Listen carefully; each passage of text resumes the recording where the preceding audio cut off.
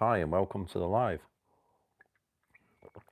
I tried to do this earlier, but someone knocked on the front door, so I had to sort of stop. So I do apologise if you saw the notification pop up at the live and you joined, and there was nothing. I had to bail because I had to get the front door. So I do apologise, but I've just recorded a video on creating a business and whether you should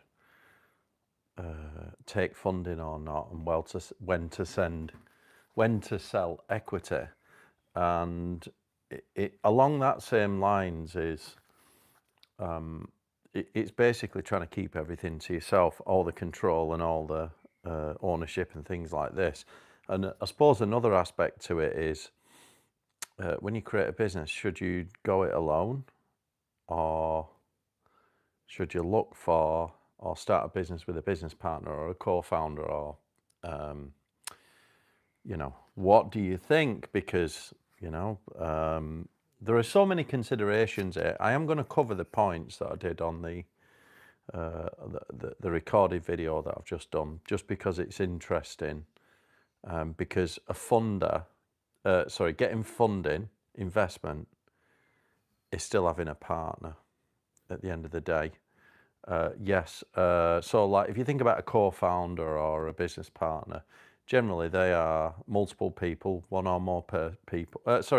two or more people starting a business together. And the idea is that they're dividing the ownership up based on, because they're not putting money in, they're putting the time in. They might be bringing some money to it, but essentially your business partner or your co-founder, you're going to share that business and grow together. And then you may get funding later on if you want. When you take on funding or investment, you're actually getting a partner there.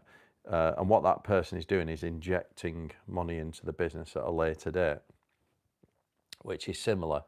And that might be because you've put the time and effort in. So you've put your own time and effort in. You've built that up front. That's what you've brought to the table. Hello, how are you doing? Natalie.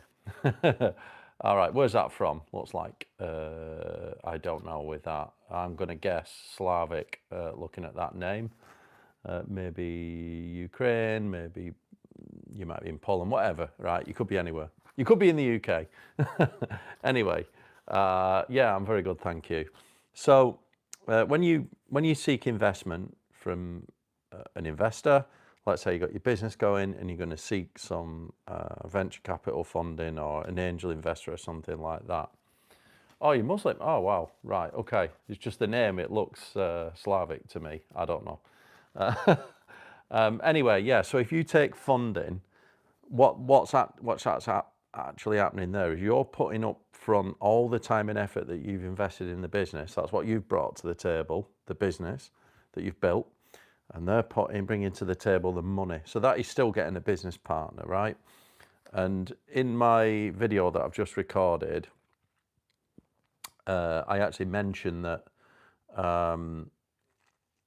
when you take on funding, you're actually getting you end up with a boss, right? And that's something I've always tried to avoid because I don't want another boss. I want to keep control. But in this live, we're going to talk about, should you start a business with another person or go it alone?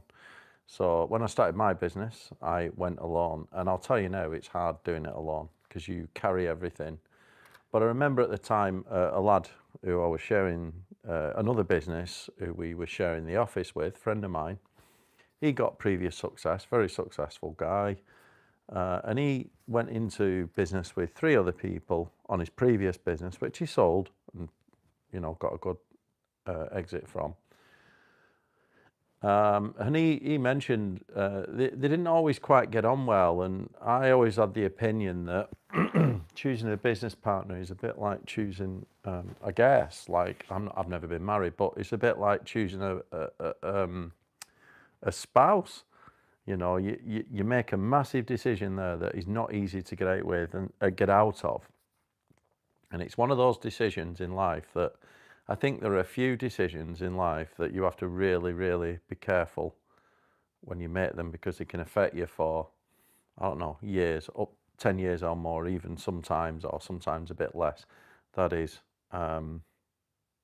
where you live, who you spend your time with or get married to or whatever, who you go into business with, things like this, you know, what house you buy. Big decisions like that really matter. So what I would say is when you're choosing a business partner, it's first you need a business partner. Is the business something that you can sustain yourself? If you're doing a big project, it's always better to work together with someone else. My primary tech business, I wish I had a co-founder with that now, looking back. But I did it all myself initially.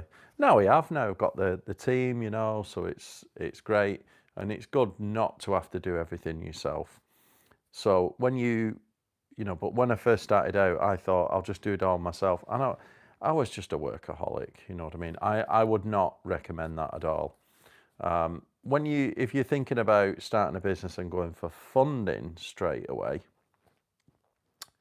and there are many different ways, you know, you can get like, maybe it's like an angel investor, like on the lower end, you've got like angel investment, or which is like a lot, you know, someone who's like just an individual who's got some money, who's interested, or it might be like a wealthy family member or something like this. And they tend to be a bit more, most of them tend to be like silent partners. So they'll put the money up, but they won't get involved in the day-to-day operations of the business. And the difficulty with that is, I wouldn't accept that. If I was taking investment from someone, I would want them to have a bit of an active role. I'm not saying full-time role, but you want them to bring more than just money. You want them to add value. Maybe it's their connections, their advice, what other businesses are involved with, more than just money, because you can get money from a flipping bank. Well, all right, that sounds easy, but there are more ways to get money. Right? If you're not getting anything other than money, I think you need an actual partner that's going to add value to the business. And the other thing with one of the reasons why I always, when I was considering taking investment or not, is I've wrote down 4 things here about, if you think about not just a business partner, but taking investment, 4 things. Because one of the considerations you've got when you take on investment is, the first thing is you're likely to lose some control. So if you want to keep control in the early days, like creative control, the direction, maybe it's your baby, your vision, and you're super passionate about it. Like me, I've always had like personal pride in everything that I do, so I want it to be. But the reason why I'm doing it is to solve a problem, and I take personal pride in that. So the idea that I'd lose control of that just didn't appeal to me. So that's the first thing. Second one is, I remember I worked for a construction company, and the founder, you know, the owner of this business had done very well, extremely well, like for himself, and a really good guy. I respected him a lot. He was, you know, he was on it, like you could just tell. As soon as he walked into a room, he just had this kind of aura about him where it just commanded respect, and you could tell he was very competent. And he also had that personal pride, which I remember asking it, like was talking about, he grew this business to a certain size that was giving him an absolute fabulous lifestyle. And you had these bigger construction companies, we're going to say like maybe the tier 1 construction, you know, the very big construction companies like the PLCs. And the issue, what he said it could have easily made it that big, but he didn't want to. He was wondering how big should the business be. He didn't want it to be that big, because that would, you basically have to like dilute your shares. It wasn't just that, it was more, the profit margins at them very big construction companies were tiny, like single digit percentages. Whereas in his niche, the profit margins were absolutely massive. So for the turnover, the amount of profit that you can extract at the size he made was far more than if it grew up there. So he just didn't like the feel of that. I also think they didn't want to lose creative control and the direction of the business, and that kind of thing. Another person that I respected on that was Tim Ferriss, right? So if you know who Tim Ferriss is, author, obviously. I've got his books here, 4-Hour Work Week, 4-Hour Body, Tools of Titans is behind me, I think, somewhere. All good books. But the other thing that, obviously that made him famous, but I remember listening to, on his, the Tim Ferriss Show, which is his podcast, it's almost like, it's a very big podcast. It's almost as big as Rogan. Very, very big, successful podcast.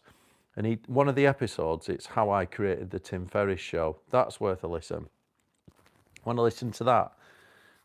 Tim Ferriss said, he was asked, he was talking about growing his business, and he referenced the book Small Giants by Bo Burlingham.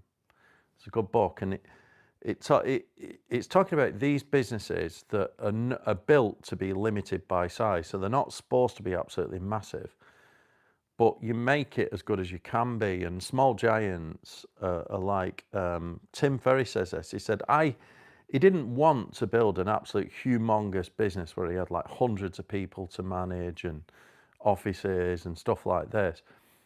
He would rather it be, say, just limited by size, but squeeze the maximum amount out of it. So if you think about it, Tim Ferriss's team is probably about as big as mine. It's quite small. But obviously, the amount of leverage he's managed to get out of his skills. So rather than scaling it by numbers, like numbers of people in offices, just shitloads of teams, he's got like probably him, a videographer, someone technical to do the editing or whatever, maybe marketing person, someone who's like doing all the day-to-day management and PA work and stuff like that. Probably a few, but the amount of leverage he's got out of it, he likes his life, and I'll listen to that. And I thought, and he mentioned that book, Bob Burlingham. So he didn't want a business partner. He don't need to. He don't need a business partner because he's Tim Ferriss and he's a personal brand, and he's done that. So that's a few considerations. Depends on the business as well. So like my software business, I have kind of got partners now. I started it all myself, but I brought in the team, and that's it. Yeah. So we've got that now, and I'm glad for it, because it means that I no longer have to carry all the weight on my shoulders. I wish I'd started that way. On my new e-commerce business, which is obviously selling the journals, the Journal for Goal Achievement. This is e-commerce. I wanted to share that with my cousin, but she, wasn't always comfortable in the risk. So the way I've done that, I've done it myself. But obviously, she's very much a part of it. Because that one's sort of smaller scale and it is about a personal brand, it's easy to, you don't need a business partner on that one. But I'm just interested to know whether you should take a business partner, and more importantly, take funding, which, like I say, taking funding is what you got to understand is you end up with another boss. Like, do you want to lose control? And do you want these targets every month and being hit with targets to achieve, sales targets? Because, when I think about all the competition in my tech business, yeah, a lot of them have been funded, but they must have serious sales pressure from the investors. Because I remember there was one company that's from America, and they got so much money, and the head of international sales lives just a few miles from me, and I know him, and I was asking him about the funding. So, what, they've given you all that money? And he went, oh yeah, they're just in the background. They don't want anything to do with the business. They just give us the money. They're not sticking the raw in. And I thought, that's bollocks. At some point, they're going to call that money in. You know what I mean? If they don't see a return on it, because every investor wants a return, right? And what you found with these ones that took big investment like that, is the market wasn't quite ready for some of this. And there has to be the sales volume in the market to sustain it. And it's like, for me, it's like, if you can't get sales organically in that niche, why are you taking investment? Because if someone gives you a massive amount of investment, that's not going to magic a big load of sales in. You're just going to end up pissing it up the wall, and then the investor's going to get angry because they're going to be like, whoa, when are we getting our money back? You know what I mean? Because it all wants paying back and massive amounts of profit. I remember at the time when I was considering all this, spoke to some investors and stuff, and I got some advice from a finance dude. It was like government funded advice for new businesses and stuff. And he told me to watch the film Print the Legend, which is a good film. Print the Legend. It's about the 3D printing industry. It's really good. So you got like the MakerBot, the MakerBot. That was the 3D printer that was quite cheap, and its opening gambit was it could print another one of itself, and just like flipping multiply, which is quite a good thing. But and then there was another business that was similar, but they were more aligned to a different technology, more like stereolithography, like rapid prototyping. And I remember at the time, she had these two businesses. The MakerBot company took investment and grew like you wouldn't believe. But they ended up with all these targets, and the team all fell out and stuff like this, and it didn't go very well. I mean, they made a bit of money, but eventually, there was so much disruption in the team because of the investors, and the founders were all falling out. Whereas this other company over here decided to go organic, and they had a happy life. All right, they didn't scale as fast and stuff like this, but there was one of the big players in the industry, which was 3D Systems, massive company, tried to sue them because they reckon they like stole some IP or whatever. When they hadn't, I think they just developed it, and they had to go through court, and they ended up like filibustering it and putting it off for years and years. And 3D Systems were just trying to like chuck money at the court case to stall them. They eventually, I think they even sold out to 3D Systems, but they held off. It took them longer, but they grew organically, so they had a happy life. All right, they didn't get all this shitloads of money. And this is a decision. It's like when you go for, I'll get to your message in a minute. When you go for taking a business partner or taking investment, the first thing you should ask yourself is lifestyle design. What life do you want? Because if you think about lifestyle design, right? So we only need, if you think about the amount of money, we only need the amount of money we need to sustain the life that we want. So it very much depends on whether you want to keep control of your life. If you think about our business, we love it because we have complete control. We've got no debt, no investors to satisfy, no over and above targets, no extra boss. So we have complete control there, and we have a really good life with it, and we enjoy that. Yes, it could be bigger. We could scale it with some investment. But right now, it gives us what we need, and it gives us the life that we need, which we very much enjoy, which is similar to this company, the smaller one. Whereas the big company, yeah, they grew like Billy O, but they had like, they couldn't sleep at night. They were all falling out. There were all sorts of stuff.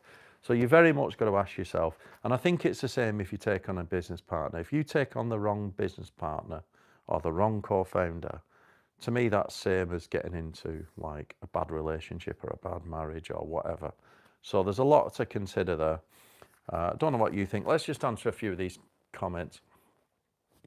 Hang on, I've got a few notifications popping up at the top. So, what do you call a duck on drugs? No idea. Next one. What do you think are the chances of getting away with a small bank robbery? Yeah, I think very, very high, actually. I don't know how small banks are, what kind of a bank size you're looking at. I always have, it's a bit like winning the lottery, I might have mentioned, but my opinion on that, I'd rather earn the money than steal it or win it on the lottery. I think there's a personal satisfaction that comes with, like I say, I like taking personal pride. There's nothing better than you coming up with an idea, solving a problem, and then the market rewarding you for adding value. I think winning money on the lottery, stealing it, great, you get the money, but do you get the satisfaction? Because what is it really about? I mean, the feeling of actually creating something and then seeing people get value out of it and you're adding value to the market is worth more than the money. And the money is just the universe's way of rewarding you for adding value. That's my honest opinion. So if you want to rob a bank, yeah, great. Make sure you invest it into something that will add value. If you can get away with it, I have no idea. It's not my bag. All right, I'm going to shoot because I've got to get on to an internal team meeting. All right, so you lot have a great day. Thanks for, get rid of that. Thanks for listening. Don't forget to subscribe and you'll get more knowledge like this. All right, see you all next time.